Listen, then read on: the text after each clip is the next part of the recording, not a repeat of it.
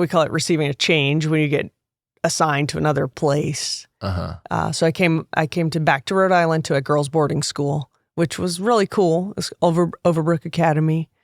I liked the assignment as far as the work and all the people that I was helping. It was a boarding school to teach girls the Catholic faith. They come from other countries to learn English and to strengthen their faith. And so it was a really beautiful mission, but I was depressed.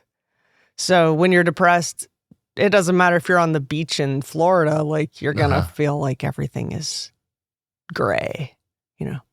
So really, I thank God for sending a spiritual director into my life who was really savvy. She said, Liz, after working on hope, on the virtue of hope for a long time, she said, Liz, I think you hope. I don't think this is a question of you having enough faith or hoping. Like, this is something else.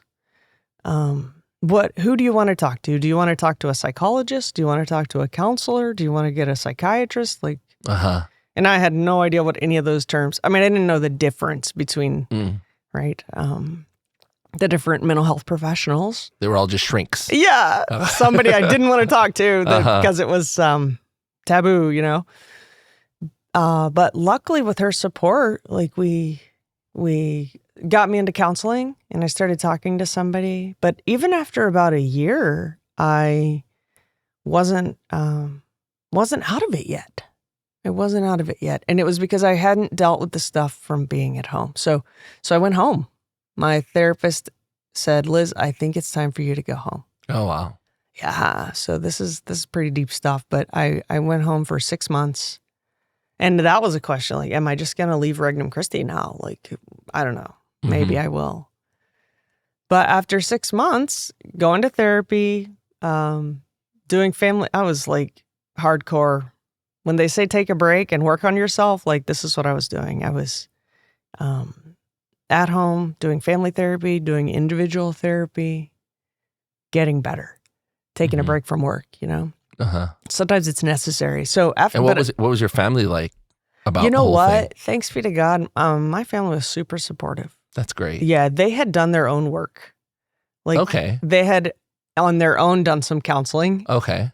And were in a really good place to just support me. Oh, wow. Yeah, it was such a gift.